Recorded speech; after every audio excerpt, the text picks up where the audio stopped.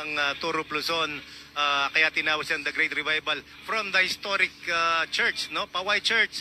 Dito po sa bayan ng Paway, nag-start po yung ating karera, mismong buong karera for the Stage 1 at yun nga ay nakuha ni Dai Yongju ng Korea. Siya po yung nakadilaw ngayon, na nakikita nyo sa stage natin ngayon. Siya po yung yellow jersey wearer, si Dai Yongju. Babatayan po yan in the next few days para sa individual overall championships. Ang nakakuha naman kahapon ng red jersey as most combative, ito yung most combative po, ito yung atake ng atake, no? So nakasadami ng atake niya, siya yung binigyan ng green jersey points, itong si Ronald Oranza. Ngayon naman, sa white jersey, ito po yung mga batang riders natin. Si John Patrick Pagtalunan, no? Ng 7RP at itong si Jai D yung pa rin, ang red jersey. Combative itong si Dai, ang combative itong si Dai Yongju. Oh, ibang klase talaga. Itong number 141 no, ng koponan ng Korea. Dito nagkaroon na ng breakaway dito at this point. No, medyo patas to. Dito yesterday going to Bangi. At very scenic. May kita natin mamaya-maya, no? What kind of terrain ang ating inaakitan at this point. Yesterday kasi talagang ito rumaratsada na talaga dito si 141 Dai Yongju. Ito bago tayo nagkaroon ng U-turn, no? Yung pagbabalik natin sa Paway, inikutan muna natin ang the beautiful town of Pagudpud, and this was already in the finish line yesterday. Very, very nice. Look at the people. How happy they were to witness. Feeling right now sa at the finish. Ating kasama si Paulo De Rosario doing the interview. But parang wala in lang. Korea is parang wala lang training in 2 weeks, and so little bit is fine. 15 years cyclist, but first time is pro race winner. Feels so good, really good.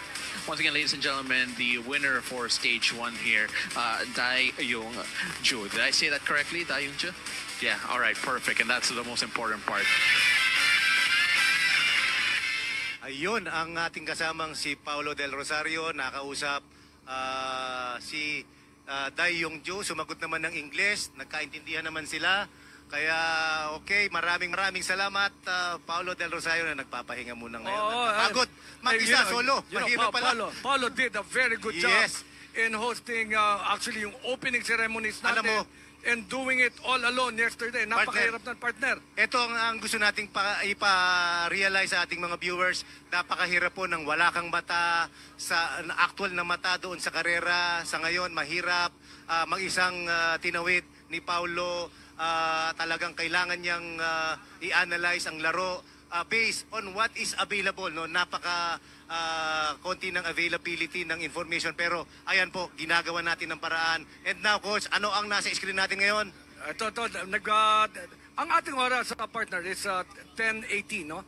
10:18, so it's been an hour and 17 minutes. Ito, tumatrangko pa rin ang ating mga koponan dito at nakikita natin.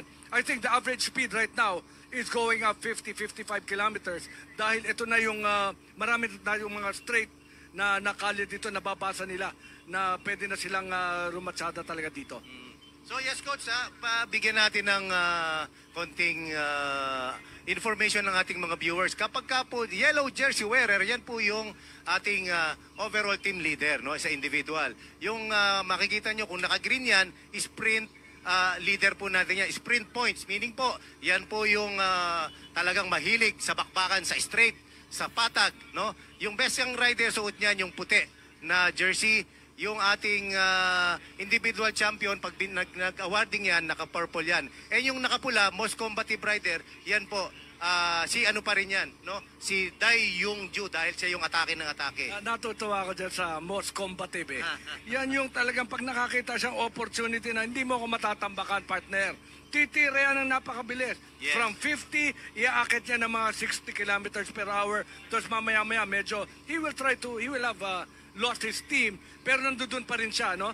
Nandoon pa rin siya sa middle of the pack. At pag nakakita ng magandang pagkakataon yan, na talagang bumakbak, ika nga, no? At talagang iwanan na, at to be in the lead pack, iwanan ng peloton, yun, makikita natin talagang yung power ng kanyang lower extremities, yung leg, power, and stamina. doon pagdating sa dulo. Kaya nga coach, amazing yung nagawa kahapon ni Dayong Ju, no?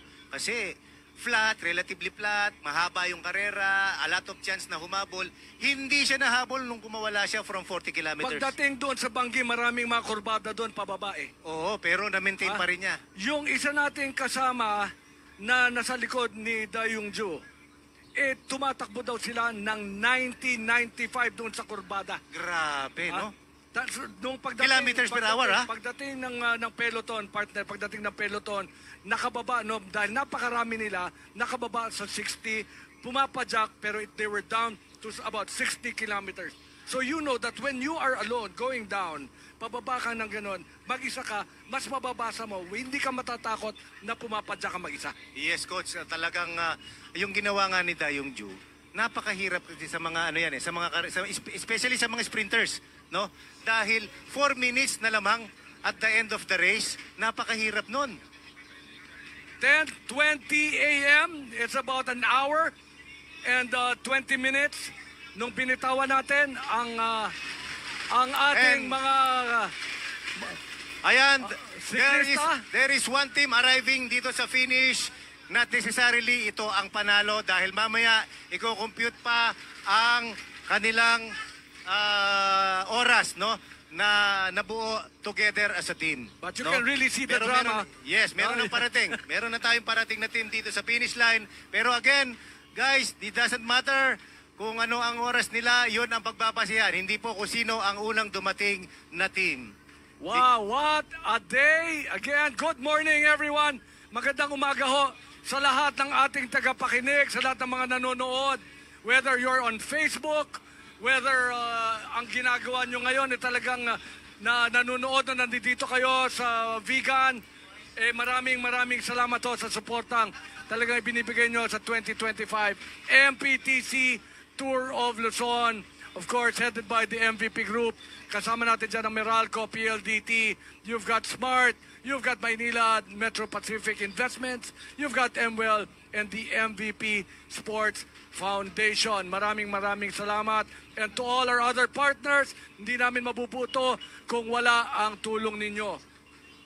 Okay, Coach, ang mga fans natin dito, cycling community natin, getting ready, nakaantabay na sila, at dito humahampas na sila sa A-boards. Kung naririnig ng ating mga viewers, maingay na rito sa lugar natin, sa finish line. Natutuwa ko, Randy, pag humahampas na yung ating mga fans dito, no? Ang ating mga kababayan, at natutuwa silang parang, ayan na sila, humahampas na sa ating A-board. Tuloy-tuloy yan, Coach, no? Yung paggampas nila, especially kapag tumatawid na yung ating mga riders dito sa finish line. Now, we are in front of Vegan Ilocos Sur Capital dito sa Wonder City of Vegan. Ay, nako, maraming salamat sa lahat ng ating mga taga-subaybay. No, a very pleasant good morning to each and everyone. This is just stage number 2, partner. This is going to be very tough.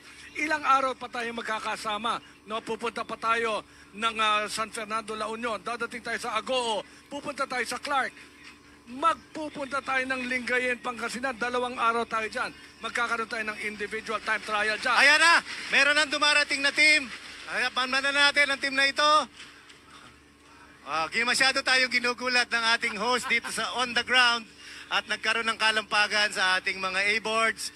At Coach, sabi mo nga kanina, from Lingayen, aakyat tayo sa Yun Queen na, Stage. Baguio, May Sa 1. Baguio. Ayan. Okay. Ilocos Norte and Ilocos Sur boundary. Ang Okay. Exodus nasa 33 minutes na. Go for gold, 33.25. Malaysia is 33.37 minutes. Ito, 33.37 seconds. Ito yung parang Unofficial, nagli-lead, unofficial ano? to, Ito yung unofficial mga to. unofficial time ito. Ito yung Parang unofficial tally to, partner. ng parang eleksyon. Parang ano? eleksyon. Oo. Ayan. Litin natin, Jomi Stage 2, mga feature natin. Ito ang ating mga, ayan, ako, Ilocos Norte. Ilocos Norte Capital. Welcome to sa Paway. harap po, ayan, partner. welcome to Paway. Again, Coach, ang ating mga participating teams na binlag off doon sa Paway, ito po yung The 17 teams will be flagged off one at a time with the first 12 teams the bottom teams coming in from the result of stage 1 being flagged off at 3-minute intervals, all 7 riders. And then yung last 5 teams will be flagged off at 5-minute intervals. We'll give the time, and then when they flag off, Ito when they kick again. off, they start in front of Poway Church, and then they turn right over dumating the, na from Korea. small square Pero over here, ang then pagpapasiyan turn ng left, time natin, then titignan go natin kung ano towards nangyari. Bakit MacArthur sila Highway, watak-watak? headed Ang towards babasihan, Bigan. yung number And 4. then, along the way, Yung number 4. it's all smooth riding kasi May kaganda ng designated kalsada Pero dyan. mga nauna, no? Mga Koreano. Pero watak-watak. Ang Watak-watak. pagpasok So, nila dito. titignan natin anong sa magiging Vigan. resulta niyan.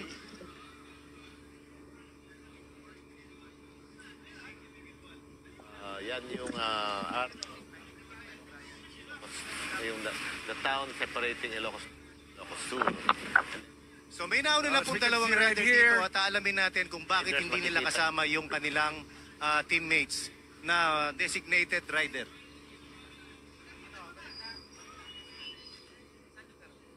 Time right now is 10:26. So it's been almost an hour and a half, no, since binitawan natin ang ating koponan na Pangasinan. Meron nang dumating dito kasamang Randy. Sino ba yung mga rider na yon? Meron tayong dalawang riders dito na dumaan from Team Korea at tinitingnan natin kung bakit hindi nila kasabay yung kanilang teammates, ano? Dahil ang inoorasan nga rito ay yung designated rider Number 4. na number 4. Walang puntos yun, yung dalawa na yun, no? Walang puntos yung dalawa na yun. At Kahit na mabilis- pinagtataka lang natin kung Oh. bakit sila malayo doon sa kanilang mga teammates, bakit nila iniwan. And This it's is almost supposed to be. a minute, no? Wala pa dito ang kanyang koponan. Yes. Pero ang you know what is amazing? Mm. Binitawan natin itong mga two partners sa gitna ng karera, number 5, no? Pero ang mga koponan ng Pangasinan, wala pa dito. Oo, ibig sabihin talagang binakbakan ng dalawan to. So mamaya malalaman natin ang consequences nitong yung dynamics, no? Malalaman natin mamaya kung bakit sila nauna doon sa kanilang mga kasangga, which is supposed to be a team effort.